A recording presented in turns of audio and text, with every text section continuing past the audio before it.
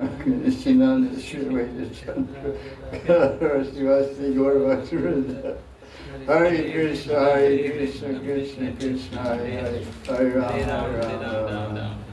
So this is Sunday Satsang, April 6th or 5th?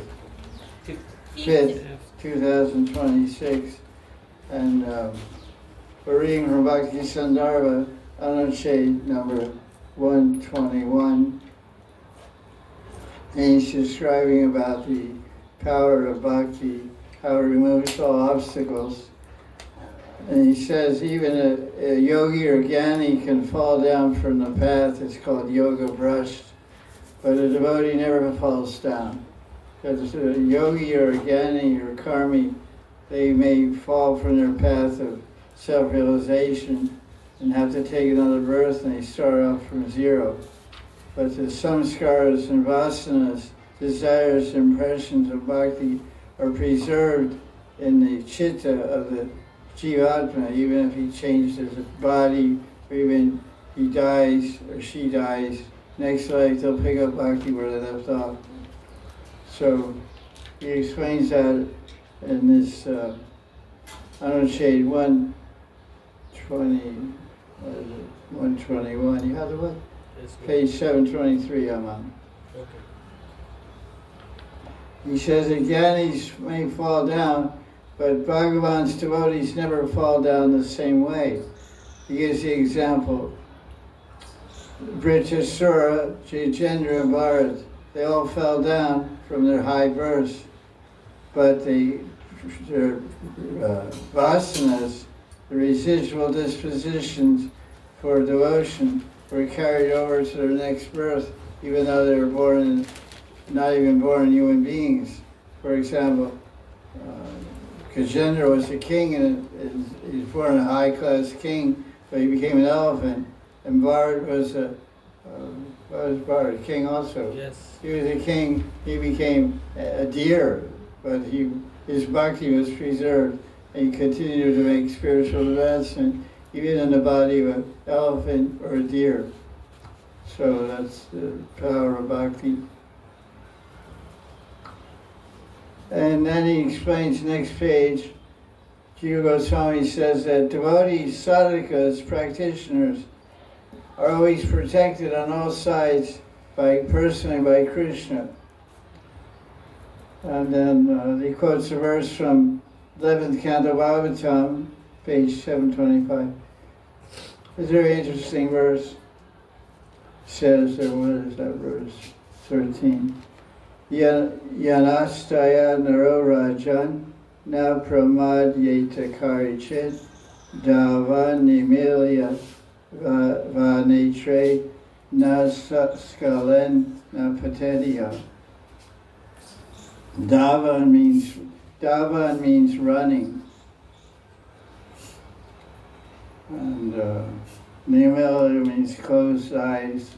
It means eyes closed. So the translation is this: one who's practicing bhakti is never deviated by obstacles. Even if one runs along the path of bhakti marg with their eyes closed, they'll not slip or fall from the path. So then the commentary by Sri Satyanarayana Babaji, he asks the question, why are there other paths, why do Shastras describe other paths of self-realization, like gyan marg, karma marg, yogya pujas, all different things? And the answer is because of individual dispositions and desires. Dispositions means svabhav, nature. From last side we have so many desires, of course. So many people want material things, not spiritual things. So the Shastra, Vedic Shastra, gives them a way to get those material things. But that's not the ultimate goal of Shastra. The ultimate goal of all Vedic Shastra is moksha, dharma, kama, moksha. So he says, most people are not inclined for bhakti because of ignorance. So they're recommended to follow other paths like karma mixed with bhakti, because by the grace of bhakti, one can obtain the result of the respective paths. Because any path is mentioned in the Vedas, all those paths, whether it's yoga or gyan or karma, they always have chanting of mantras. Every mantra begins with Om.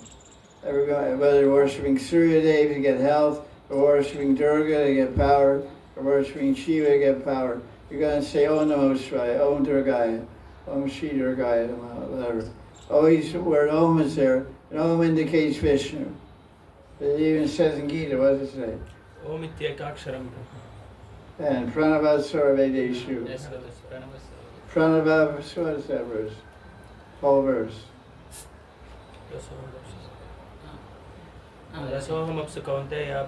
Oh yeah, that's verse. Yeah. Pranava Sarvedeshu Shabdake Purushanishu. So in Gita, two verses, Krishna says he is Om. So Om ultimately, even though you're chanting Om and doing yoga, you're doing some yoga, the Indra yoga, or Devi Puja, Devi yoga, you're forced to chant Om, so you get connected. So that's actually bhakti.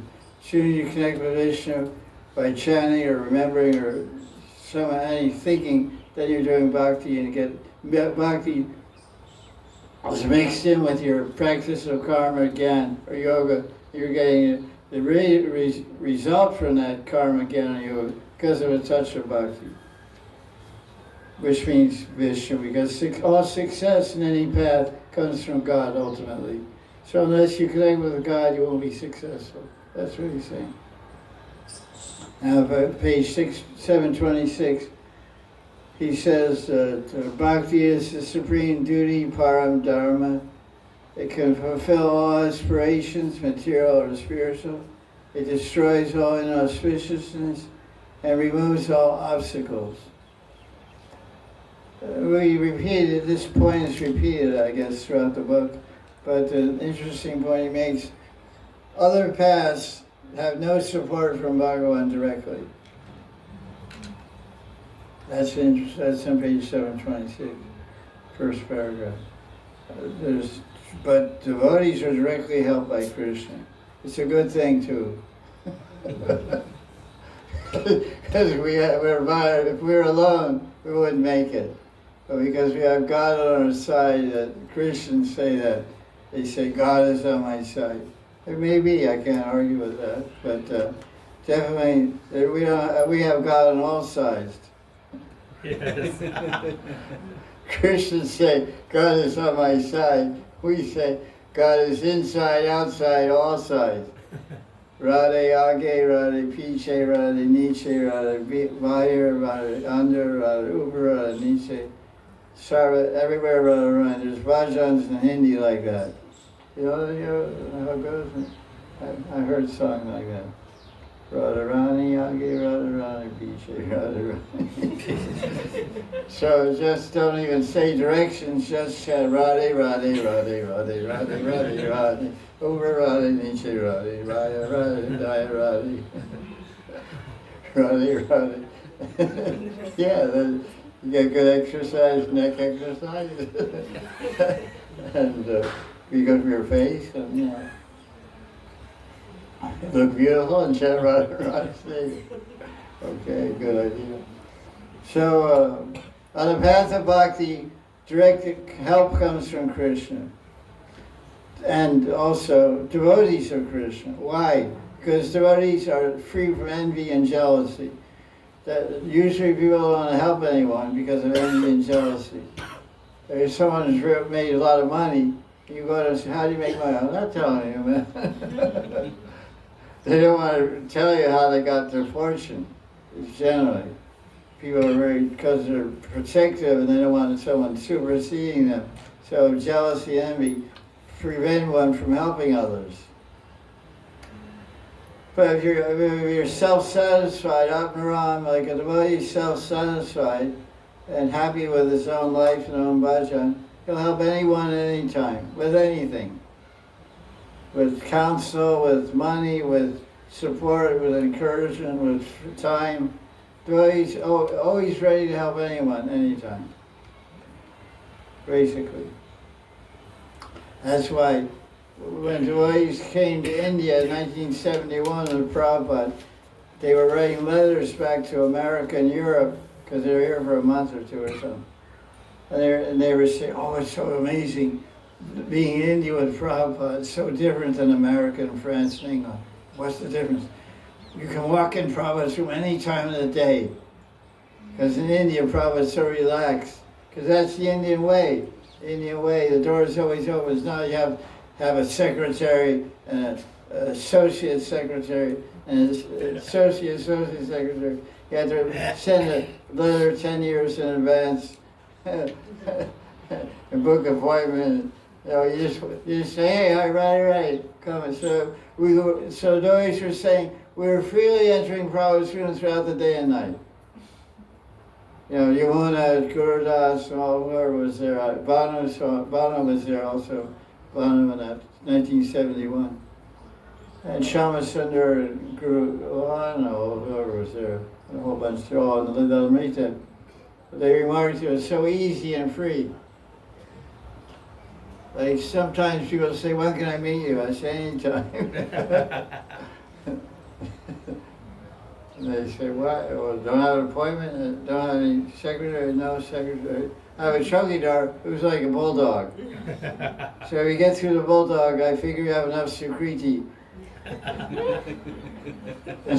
Enough sukriti and good karma to me. Because most people get eaten out the door, and they don't get through the door. Some people sneak in when the door is not locked. So, Krishna tells Arjuna in 12:7 of Gita that Mrityu Samsara Sagara.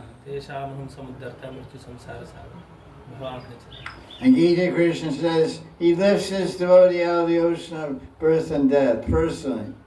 He doesn't say Durga does it, doesn't say Shiva does it. He said, I do it. So we can expect when we die, some hand's going to come out of the clouds and take us out. Take us out. Like Prabhupada used to joke with devotees in New York. They said, why do we have a Sikha for? He said, that's what Krishna going to pull you back to Godhead like that. So the girls are saying, why do we have to have beanies? Why can't we have short hair? The girls, the lady devotees. Prabhupada says, like the boys. Krishna's going to grab you by your braid and pull you back to God for your Sikha.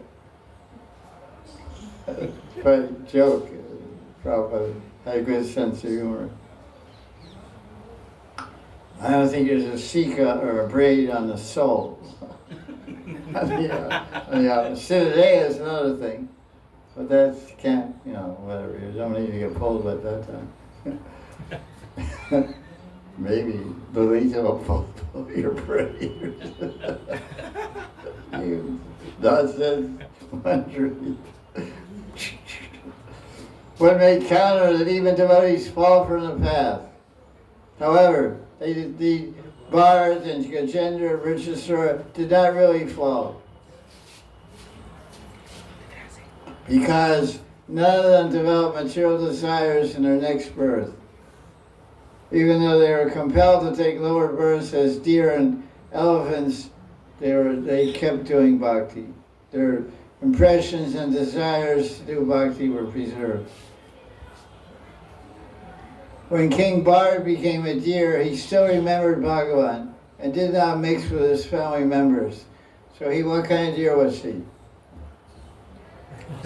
Austere. Sannyasi. Austere deer. Austere deer. Okay. Yeah, you're right. Sannyasi deer.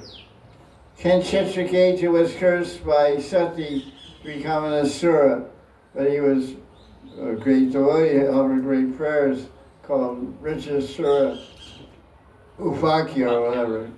6 canto Bhagavatam. We covered those. That's good. He offered wonderful prayers to Bhagavan. Gajendra was an elephant, but previous life he was King Indradyumna. And he offered eloquent prayers to Vishnu, which are in, we had that already, 8th canto. We had, yeah. So, even though a devotee may take a lower birth, it will not fall down from the path of bhakti. These are proof that bhakti is unobstructed even if you're born as an animal. So you see so many devotees so many devotees in Brajmanda that are in animal bodies. And you can tell when you look at their face, they're not dogs. I mean, they're the body of a dog. Maybe but there's not dogs. Behind those eyes, there's not dogs. Not a regular dog. I mean, there's bhakta dog. They have devotion. You can see it. Some dogs aren't bhaktas. They came from Delhi, hopped on a train, got off in Vrindavan or something. Some dogs are in Maya. But some dogs are really devoted. Have you seen it? Everyone's seen it. You see it long enough. You can see, you can tell which dog is an ISKCON and which dog is following traditional go to the Sampradaya. Not really.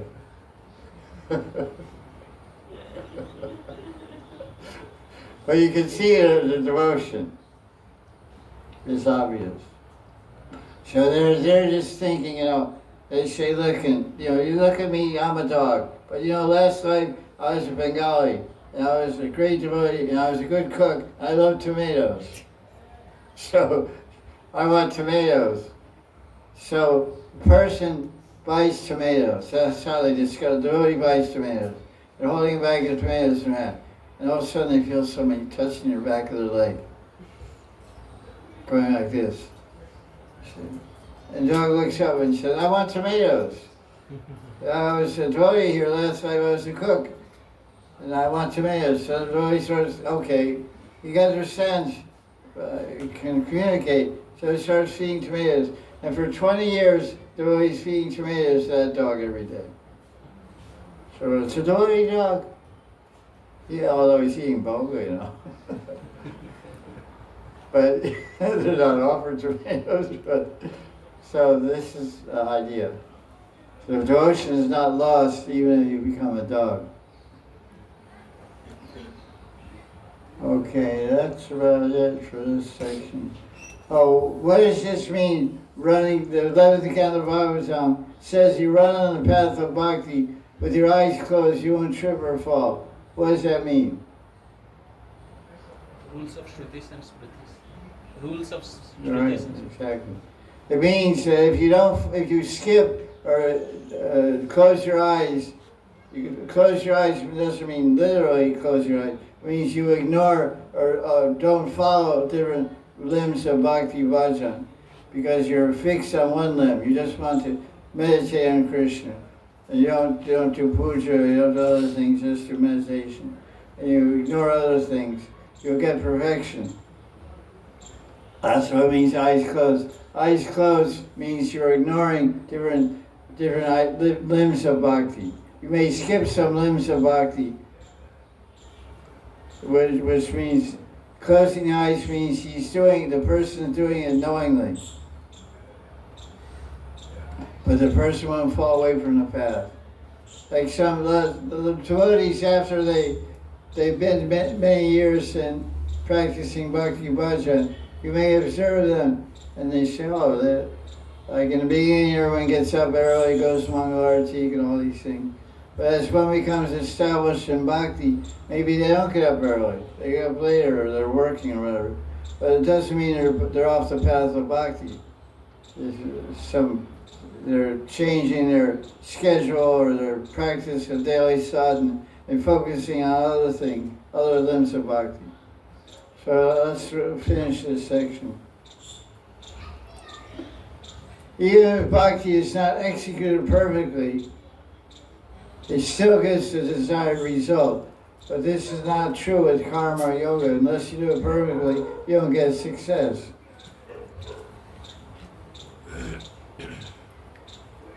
The devotee a devotee who doesn't know Sanskrit, which is most everyone, utters the mantra, Vishnaya Namaha.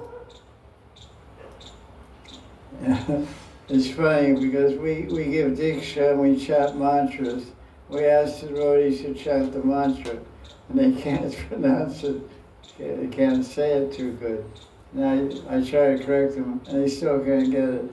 I say, okay, I don't push it. I say, okay, it's very good. So the devotee says, Om Vishnaya Namaha, but it's supposed to be Vishnave Namaha.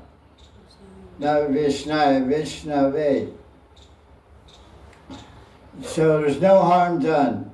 Rather, if one chants with devotion, one will get the result of bhakti, because Bhagavan takes into account only the intent of the devotee's heart rather than the perfection and execution.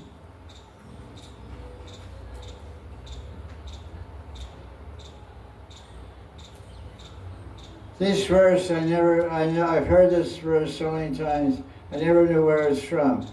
You see it cited on the bottom of the page, Bhava Grai Janardhan.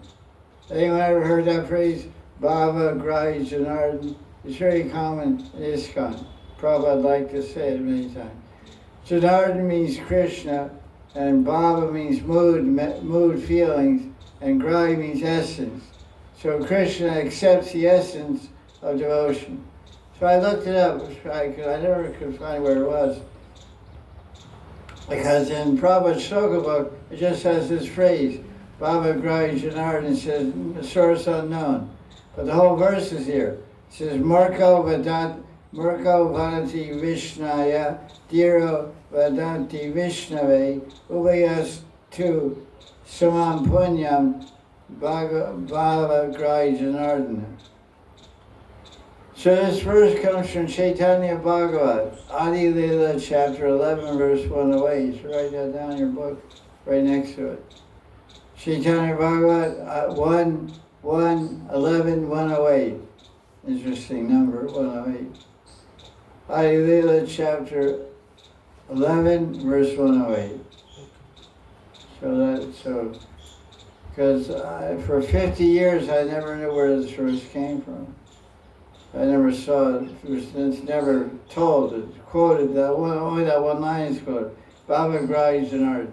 Practically every Prabhupada disciple in ISKCON has heard this verse 1,000 times and said it 1,000 times. It's a very common verse for preaching. Oh, don't worry, it's okay. You made a big mess. But you burn the offering, but your Bhava is good.